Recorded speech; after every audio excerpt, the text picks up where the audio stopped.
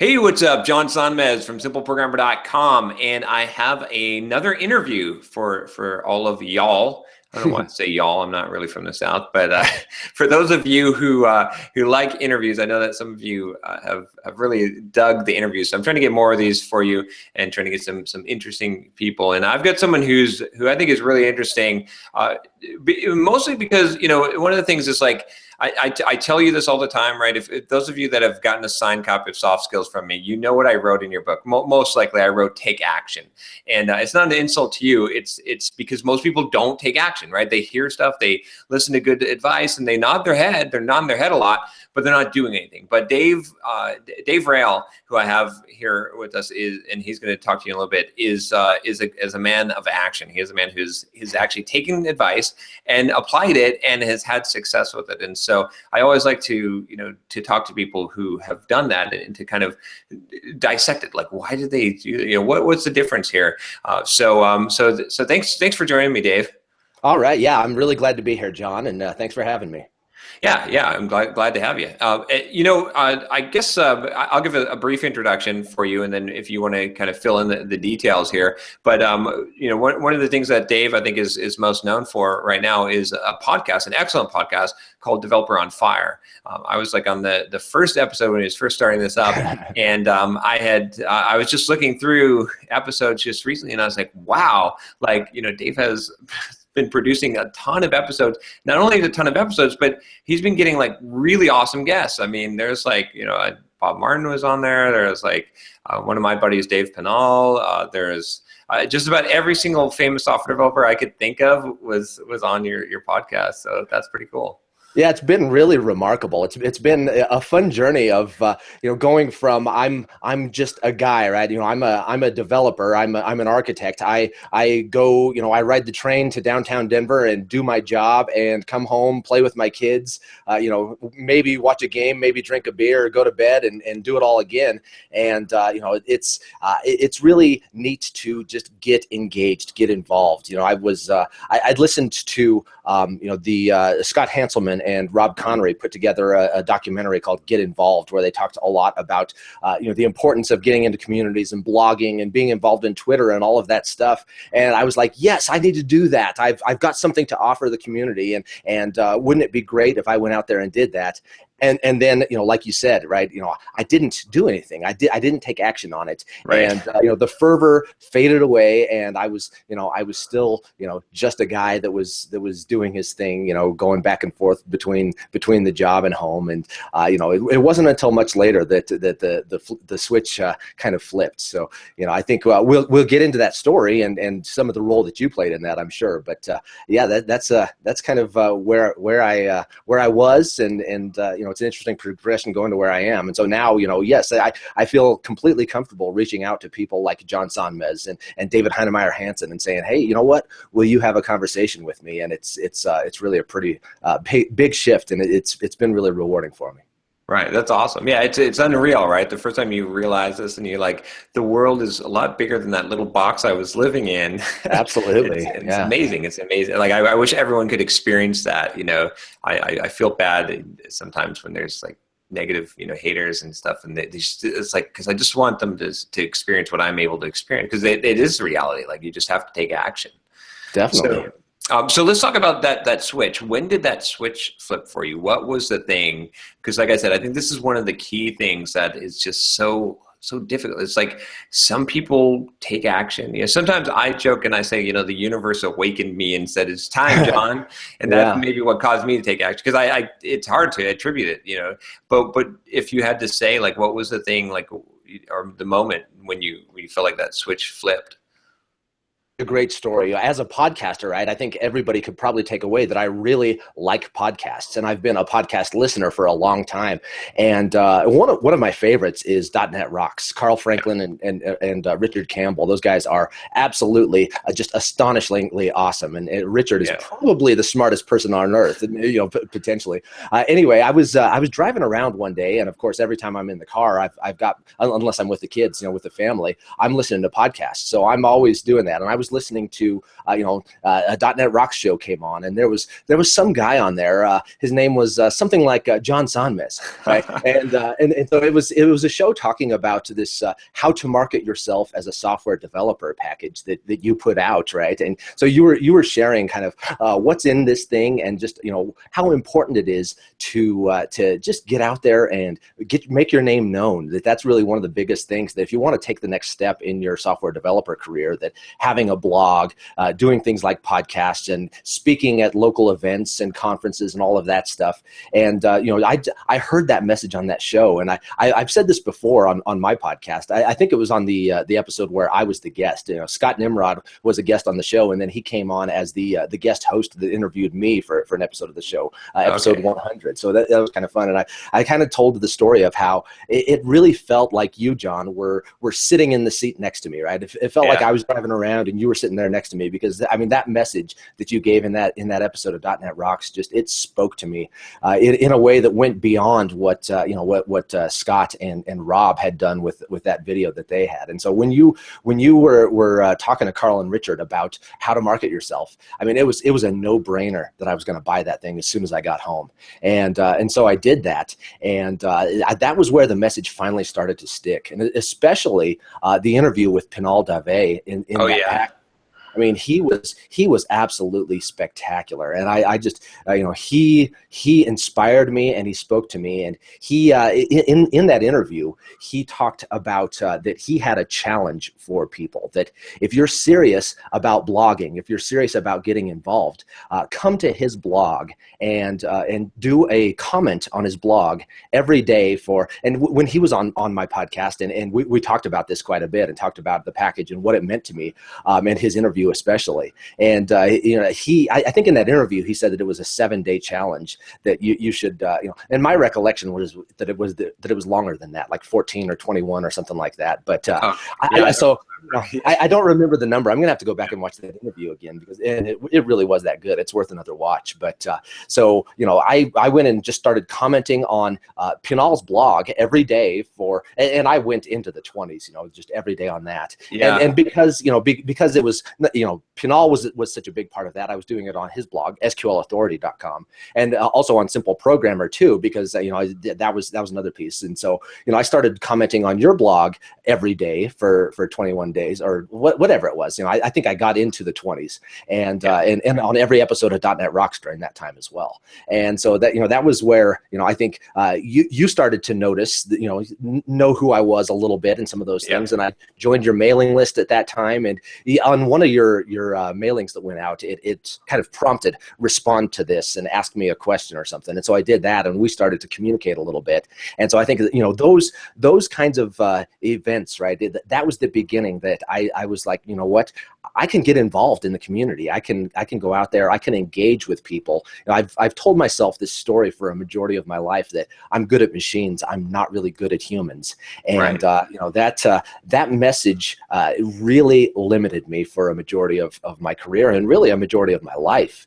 And so I think thank you, John, for putting out that How to Market Yourself package, because it was really special to me. And some of the other interviews too, and there are a lot of materials besides just the interviews, but the interviews to me were, that's the real meat of it. That was the thing that made it worth its weight in gold, right? Well worth the price, and probably a lot more was the amazing, inspiring interviews. There was one with John Skeet, and Miguel Castro was great too. And I can't remember what it was that was so awesome about it. I'm going to have to watch that one again too. His attitude is just like, I love his attitude. He's just like, he's unshakable. He's just like, he's got so much confidence, and it's real confidence. That's what I like, about Miguel. So, absolutely. Yeah. Well, Definitely. cool. I really appreciate that. I'm honored. I'm glad that I could be, part of your journey. That's what that's my mission really, is that I can help people to be able to actually take action and do this stuff. But the credit is yours. You went and actually, like, there's plenty of people that buy the course,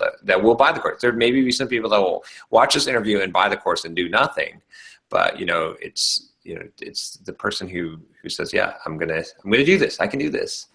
Yeah, And absolutely. That's interesting that you say, the credit is mine, and I accept that, right? I mean, I took action, and I've done the thing, and all, some very uncomfortable things, right? Asking Ward Cunningham for an interview, right? I mean, and Uncle Bob, like you mentioned, yeah, it's not easy. I mean, it gets easier after you've done it for a while, and really, looking back, I kind of think, well, why was that so hard, right? I mean, these guys are human just like everybody else, and it's irrational that it's so right. hard to do those things, but it really is. So I had an interview with John Mills, who at the time that we're recording, I haven't released it yet, and actually this is going to publish before that one too.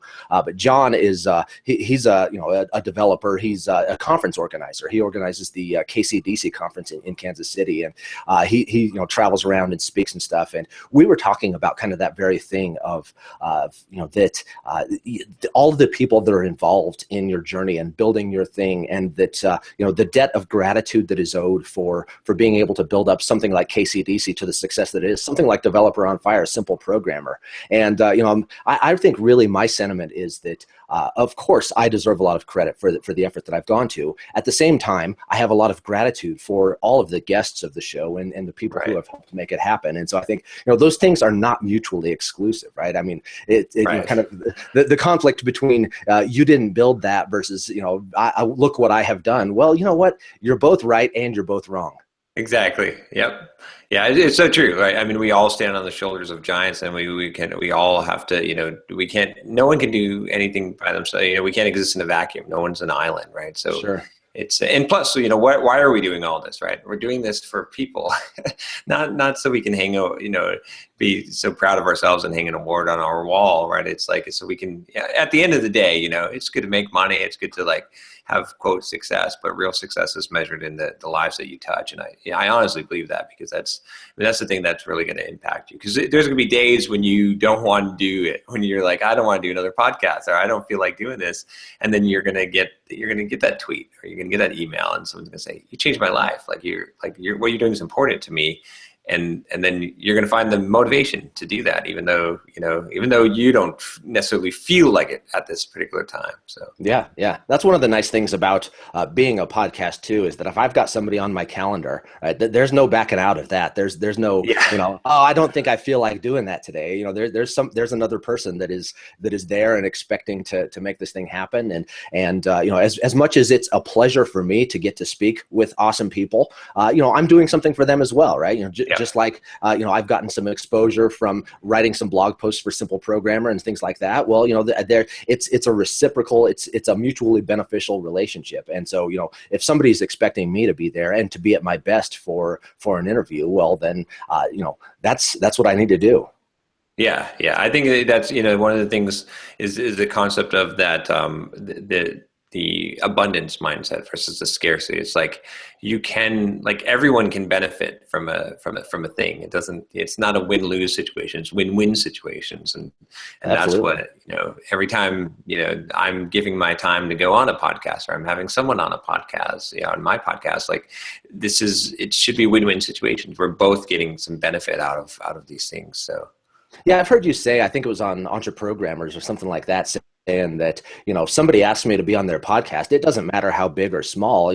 Those things are good for me, and it establishes relationships and just builds on that thing. And after all, we are social creatures, and those rewards of human connection, there's nothing like that. And I wouldn't have told you that a year and a half ago. I wouldn't have realized that without doing exactly what you said. Take some action, get out there and do something. Cool. Awesome. So tell me a little bit, let's talk a little bit about Developer on Fire, where you got the idea. I mean, I'd known, I'm assuming that you kind of had, you had modeled John Lee Dumas's Entrepreneur on Fire based on the name. And that's what I kind of suspected when you first gave me told me about the idea. Is that where what you modeled? And what gave you the idea to do that? And, so.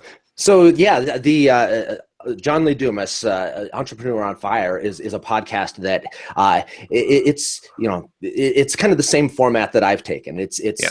a standard set of questions asked to every guest, and getting people to tell stories, right? So for entrepreneurs, that's what he has created, and it's a neat show. It's not something that is really something that I listen to a lot. But I came across a programmer. I heard him on another podcast, and I cannot recall which one it was.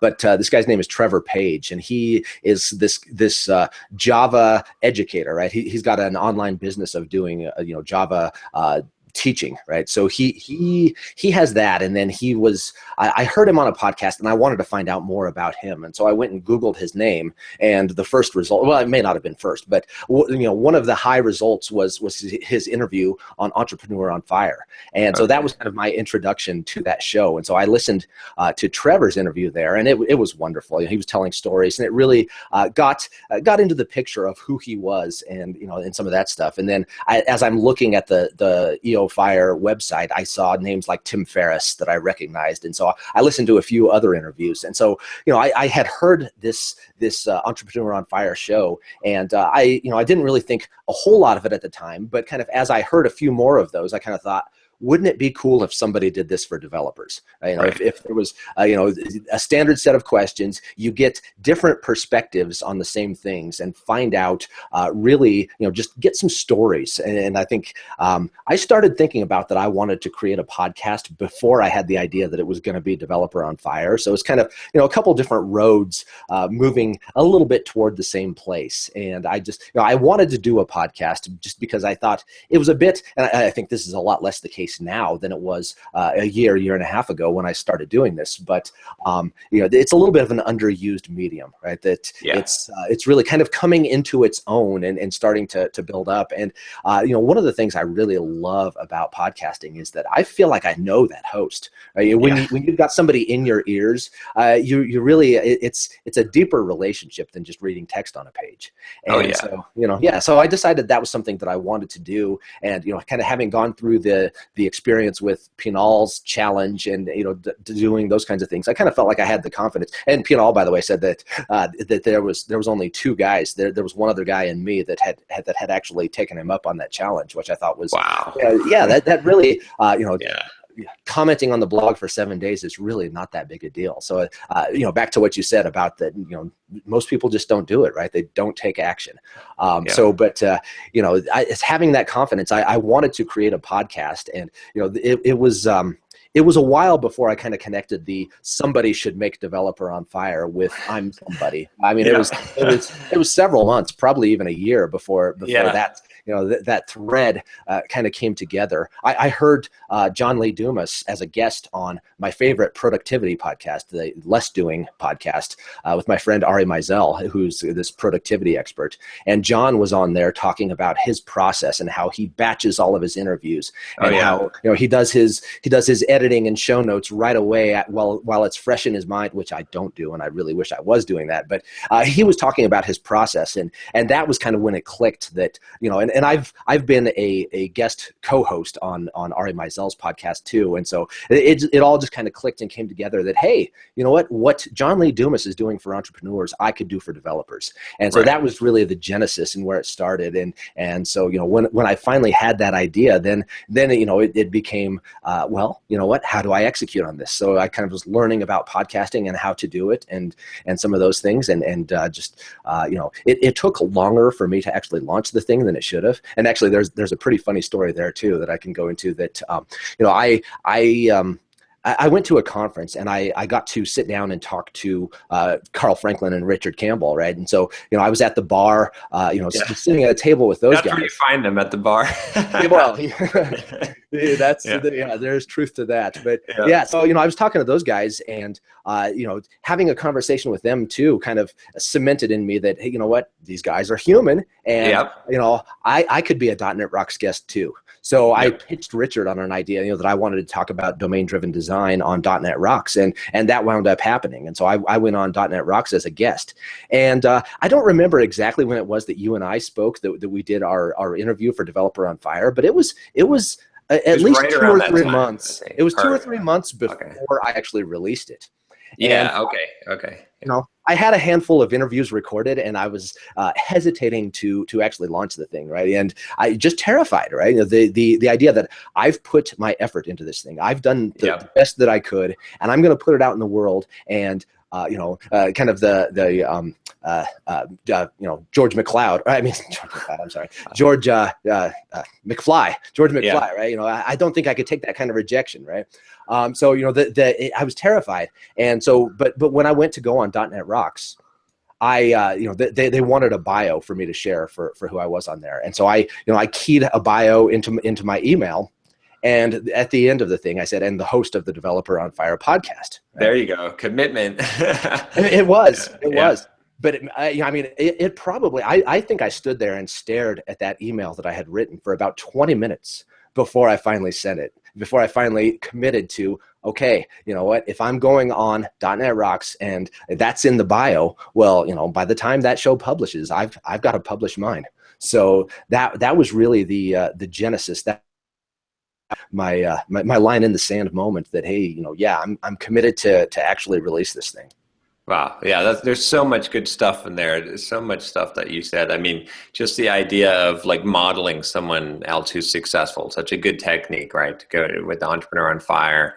And, that's smart, right? Take someone's system that's working and see how you can change it for a different audience. So that's a great technique. Just the idea that I think it's funny too, also, like I go to, I speak about marketing yourself and branding yourself, and I talk about you could create your own podcast, and people kind of laugh at that one, right?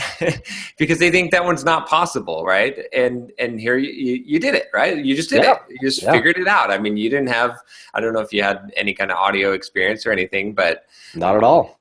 you just Yeah. figured it out, right? And then and he even got on, I think at least I remember the first time I was on like a professional podcast, I was on Scott Hanselman's, and when I heard myself on the podcast, I was like, holy crap, I can't believe I'm on Scott Hanselman's podcast, right? It was like all of a sudden, like these guys were just so far high above you, and now you weren't quite one of them, but you were like, you could at least, like, you knew one of them, right? And it was like, it's such a amazing experience to realize it's not as far away as what you think, I guess, right? It's like, Yeah. you could just do that. You could be anyone listening to this could get on .NET Rocks, or could go on or start their own podcast. Absolutely. Yeah. Yeah. And so I reached out to Chad Fowler, and I wanted to get him on the podcast, and he was slow to respond. And then he finally did. And so, we arranged and did the interview, and he, when we got on the call and we're talking to each other, in person, he told me that, yeah, he had listened to my episode with Jessica Kerr, and that he really liked her, and that he thought that I was, a really outstanding host, and that it was great. And I just, hearing something like that from somebody like that, it changes everything. I mean, Exactly. It really, yeah. And Brian Hunter too, he said the same thing, that, he really enjoyed hearing my interviews. And I just, it's pretty, it's astounding to hear something like that. And it changes your perspective. Oh yeah, it's amazing. It's I wish more people can experience this kind of thing and to realize that it is possible, because it is. I mean it, and I also liked that, in your story that you talked about, like how you weren't sure about releasing these things into the world, and about you stood there and stared at that bio, and it's like, I think people don't realize that enough, that it's like, I mean, you eventually get comfortable, right? You can eventually, but the first time you record yourself and you put out a YouTube video, it's like, man, I'm going to put it. And even today, I mean, I just did a video a couple of days ago that went out, and people just slammed the hell out of me. They're just like, oh, John, you're such an idiot, right? Just beating me with a beat stick. And it's like, yeah, I mean, it's a real risk, but but the people who do it, I guess what I'm saying is, like, it's cool to hear that, because someone listening to your podcast might just think, oh, well, he's just a natural and he's just not afraid of anything. And it's like, when you hear that, like, every single person who puts stuff out there, it's hard, it's scary, especially the first time you do it, and you hesitate, and you're, no one wants to face the kind of rejection that they could. but you get brave and you commit and you do it anyway. And you're willing to suck if you have to suck, but Yeah. you got to get your art out. You got to get something out there. So Yeah, well, and I go back in the archives and I listen to those early episodes, and yeah. I was not the same guy, right? I mean, you get better as it goes, and I would probably stop short of saying that I sucked in the beginning, but relative to where I am now, yeah, there's it's night and day. There's no question about that. Yeah, yeah, that's awesome. Cool. It's kind of cool too, have that progression of your own personal development as you've got things that are public. Like I love having public artifacts out there because then you can actually see, your progression in life and like how you're developing, which most people don't have that benefit, right? Of seeing Yeah, that. yeah, it's pretty interesting too. The emails that I've sent out to prospective guests and how they've changed. And well, I guess the other big change too has been that now I'm getting emails from people saying, "Hey, I want to be on your show," which I think is fantastic. Right? I really love that has happened. But it used to be the subject would be interview request, right? Now Yeah. it's interview invitation, right? And so and instead That's of saying, great. Yeah, that's yeah. great. Yeah. Instead of saying, I have started a podcast, it's I am a podcaster. And, I feel great about saying that, right? I am a podcaster. That is, it's become a part of me now. And it's, that wouldn't have happened without hearing about how to market yourself and without hearing Pinal and, all of those things that have just gone into, really being able to engage now. And it's great. And I no longer tell that story that I'm not good at humans because now I know that I am.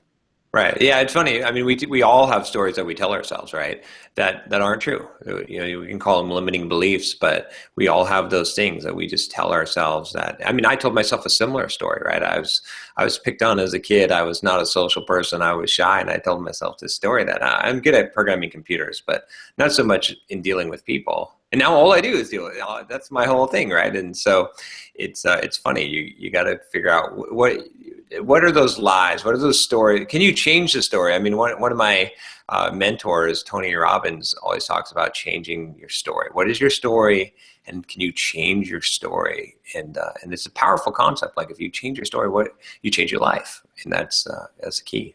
Yeah, yeah, and much of that story is often fiction, right? And it's Yeah. I look back. You talked about being shy as a kid, and I recall all of the girls that I let slip away because I didn't take the chance Oh yeah. to find out if they were as interested in me as I was in them, and the regret that I have over just not going for it. And I think that's the biggest lesson from podcasting that I've had to take away is that what. Why not ask David Heinemeier Hansson for an interview? And it works out, and it's wonderful, and it's changed my relationship with my wife too, right? Because now I am able to articulate and say, hey, you know what? Here's what I want and need from you, and I know where your mind is going. That's part of it certainly, but Yeah. I'm able to say that if I need something, if I want things to go a different way, well, then I can say that, and it's really liberating to live your life that way.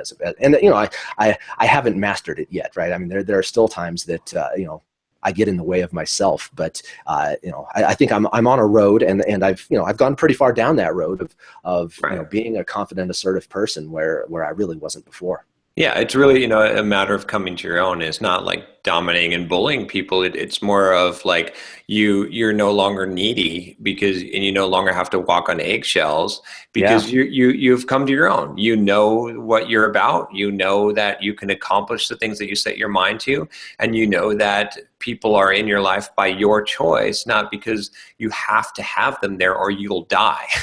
And that's I think there's this, you can tell human beings that are operating at that level, and they're the kind of people you want to be around more because they don't drain energy from you. They give you, they give out, right? And I think that's the big benefit of that is like sometimes people confuse and they're like, oh, well, you're a selfish person. Well, no, I know enough about myself, and I'm confident in myself enough, and I care enough about taking care of myself that I don't drain. I give back. I have the extra energy as opposed to someone who's empty and they're looking for other people to fill them. And I think, that's one of the beauty, I guess, of doing anything like this, mastering something, starting up something, like, especially something that a goal that you never think that you'd be able to do. And now you're doing it. And then, you sort of start to walk down that path. Yeah. Yeah, absolutely. Yeah. Cool. Awesome. So yeah, I definitely encourage everyone to check out Developer on Fire. I think is it just developeronfire.com? Yeah, that's right. There you go. No one even, you got the awesome domain name. I think we probably chatted about that too. And but yeah, so many good interviews on there. It's so awesome. It's such a good, testament to just amazing. I mean, how you can just get these people. You think someone's super famous and you think they're above you, but they're not. They're human, and they'll, So I find that inspiring. Yeah, it's funny. I've told a few people that I'd like to tell you that there's some big secret to getting big name developers on the show, but it's really simple, right? It's as simple as just ask, and it's funny how well that works. Yeah, and it's you kind of trade up circles too. I think too. It's like, because if you ask someone and they look at your podcast and then they see, oh, you have DHH on there. Yeah, that's like a goal. I mean, it's going to make the chance to increase, and so you can definitely that credibility breeds credibility, and it gives you more opportunities. So you got to start somewhere, and then that's and the other thing, I think also that you've done so well is you're consistent. Like, you've kept this up. Like, you didn't do 6 episodes and then get tired. Like, you keep on putting out episodes, and that's just awesome. Yeah, absolutely. Absolutely. I was doing 3 a week for a while, and the audience said that's too much. Need to scale it back to 2. And so, I kind of put the poll out there, and that was pretty close to a consensus. So I went back to 2 a week, but yeah, it's been consistent. I think Christmas Day, I didn't publish one, was the only time that I didn't do that whole, that schedule. And I don't know that it was deliberately that, hey, I'm going to commit to this schedule, but that's kind of, where it fell in and where it is. And yeah, that's where it's going to be for the foreseeable future. Yeah. Awesome. Cool. Well, yeah, that sounds like good. You've got a good plan. And I was going to ask you one last thing is, what's your plan from here? Like, are you going to build a business out of this? I saw that you have some sponsorship. Do you have more plans? What's in your future? What gears are turning in your head now that you've had this success with the podcast? Well, in a lot of ways, I'm trying to figure that out. I have, I've experimented with had some pilots with a few sponsors. Nothing that has been to the point that they just have to pay me loads and loads of money to be on the show. So, it's still, am I going to be able to make money off of the podcast directly? So far I've made a little bit, but not a lot. Right. I would really like to make a lot more, obviously, and I've put a lot of effort into it. But the rewards are beyond just money. But if they also include money, well, nothing wrong with that. So yeah, I'd like to make more money on the thing. If it happens, if it doesn't, that's not going to change my commitment for the foreseeable future of keeping on going, right? Of doing this thing. It's something that I'm getting a lot from, regardless of making money off of it. But yeah, I certainly do want to monetize this thing, and so there's always some wheels turning on trying to make some of that happen. And if it turned out that I'm a podcaster by trade and I'm a hobbyist programmer, well, I think that might be a transition I could live with. I don't know, that would take some soul searching to figure out if that's really something that I would want. But I also have aspirations to do another podcast. I really cool. I think the world is it's in a funny place, right? And that could mean a lot of things, but there's a lot of ill will towards a lot of people in a lot of communities, and I would like to have a podcast to just address some issues of the world, talk philosophy and some of those things. And so there may be a non-software related podcast in my future as well. I hear you, brother. That's, I've kind of turned Simple Programmer into kind of all the things, but hey, that's cool. But I like it, Well, yeah, So I think that, one of the things that I really like about Developer on Fire is exposing the humanity of programmers, and I think oh yeah, that's why that's what was missing, in my opinion, anyway, from the field of software, podcasts. That most of them are about tech and about things around tech, and mine is more about the people that are doing tech, and yeah. I think I think that's good that there is something like that, and so but it's and Simple Programmer has really taken that kind of a direction as well, which I think is I definitely like that, and I like the content, and I've been a fan of yours for quite a while. Awesome. Well, I appreciate that. I'm a fan of yours now. Right on. So that's cool. One last question. I always like to I was just thinking about this, but I always like to ask people about this. So, and maybe I don't want to lead you too much with the question, but can contrast and compare how you felt about like your chances of if you had to get a new job kind of before you started all this and now, like how does if you had to get a job tomorrow, how easy would that be? Oh, it's cake. I mean, and part of that is just the job market, right? So I think that's Yeah, it's not all related to the I can't say that I've achieved a degree of celebrity at this point, but having a name that's a little more recognizable than a guy that just plays with the kids and drinks beer and goes to bed, it plays a role. And I actually did most of the contracts that I've done recently have been you know um, a quick conversation, and then let's go ahead and fire this thing up. I did do one that they had me come in and do an interview with the team, and yeah, I mean, I think part of the reason that was so well, for one thing, it was fun, and I haven't done that in a long time. Going yeah. and sitting down and answering the tech questions and playing the quiz game and all of that stuff. It was fun. I kind of miss doing that, but it also I think the guys that were asking those questions, they really recognized that I'm a sound professional and that I know those things, and I think Exactly. being able to say, hey, I am a podcaster, and that I've talked to these outstanding individuals. I think that does play a role.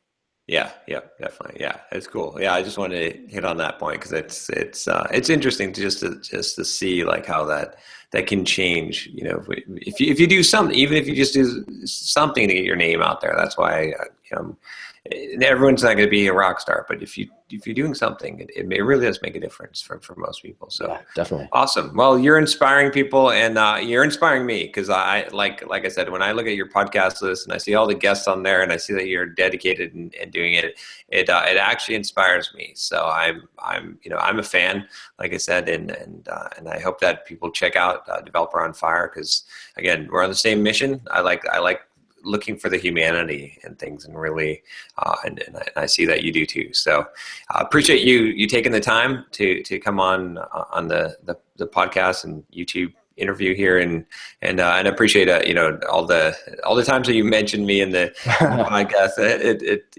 I really do appreciate that. So, Yeah, absolutely. It's a pleasure for me, and I'm really glad that we've done this. all right, take care, Dave. All right, you too, John.